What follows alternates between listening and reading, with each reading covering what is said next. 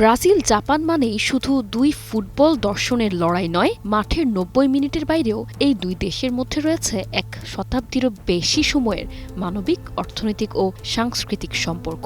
এমন এক ইতিহাস যেখানে এক সময় জাপানিরা পাড়ি জমিয়েছিলেন ব্রাজিলে, আর কয়েক দশক পরে তাঁদেরই বংশধরেরা ফিরে গেছেন জাপানে। এই উল্টো অভিবাসনের গল্পই আজ দুই দেশের সম্পর্ককে দিয়েছে ভিন্ন মাত্রা।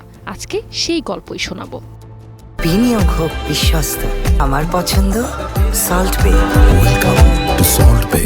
এক শতাব্দীরও বেশি আগে জাপানের ছোট্ট দ্বীপ দেশ থেকে কিছু মানুষ রওনা দিয়েছিলেন দূর সমুদ্র পেরিয়ে ব্রাজিলের কফি বাগানে, পেটের দায়ে বাঁচার আশায়। সময়ের নদী বয়ে গেছে, প্রজন্ম বদলেছে, ভাষা বদলেছে, কিন্তু রক্তের ভেতর লুকিয়ে থাকা শেকড় হারায়নি। তারপর ইতিহাস যেন নিজেই ঘুরে দাঁড়ালো। একদিন তাদেরই সন্তান সন্ততিরা কাজের খোঁজে ফিরে এলো পূর্বপুরুষের দেশ জাপানে। অথচ ব্রাজিলে তারা জাপানি, আর জাপানে গিয়ে তারা ব্রাজিলিয়ান। দুই দেশের মাঝখানে দাঁড়িয়ে যেন নিজের পরিচয় খুঁজে ফেরা এক দীর্ঘ যাত্রার নাম তারা। তাই আজ রাতে যখন ব্রাজিল আর জাপান ফুটবলের মাঠে মুখোমুখি হবে, তখন শুধু দুই দলের লড়াই নয়, ইতিহাস, অভিবাসন, স্মৃতি আর শিকড়ের এক অদৃশ্য গল্প নীরবে পাশাপাশি দৌড়াবে।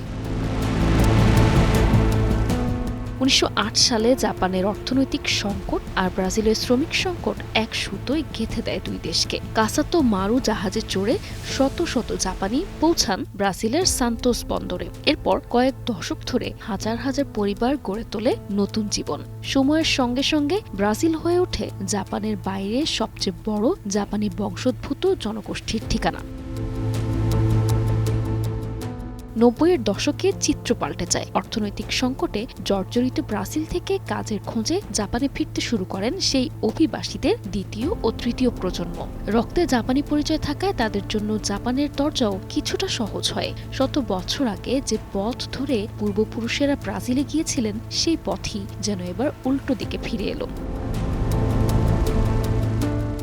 এই অভিবাসনের সবচেয়ে মজার আবার সবচেয়ে কঠিন দিক হলো পরিচয়ের সংকট। ব্রাজিলে জন্ম নেওয়া এই মানুষগুলো ভাষা, সংস্কৃতি আর জীবনযাপনে পুরোপুরি ব্রাজিলিয়ান, কিন্তু চেহারায় তাদের বলা হয় জাপানি। আবার জাপানে গেলে ভাষা ও সংস্কৃতির দূরত্বের কারণে তারা হয়ে যান ব্রাজিলিয়ান। দুই দেশের মাঝখানে দাঁড়িয়ে তারা যেন একই সঙ্গে দুই পরিচয়ের মানুষ, আবার কোনোটারই পুরোপুরি নন। তাই আজকের ম্যাচ শুধুই ফুটবল নয়। আজ রাতে ব্রাজিল ও জাপান যখন বিশ্বকাপের নকআউট মঞ্চে লড়বে, তখন মাঠে থাকবে গোলের হিসাব, কিন্তু মাঠের বাইরে থাকবে ১১৮ বছরের সম্পর্ক, অভিবাসনের ইতিহাস, শিকড়ের টান আর প্রজন্মের গল্প। তাই এই ম্যাচকে শুধু ফুটবল দিয়ে মাপা যায় না, এটি দুই দেশের মানুষকে জুড়ে দেওয়া এক অনন্য ইতিহাসেরও প্রতিচ্ছবি। নিশা আলম, ডেস্ক রিপোর্ট, ২১শে টেলিভিশন।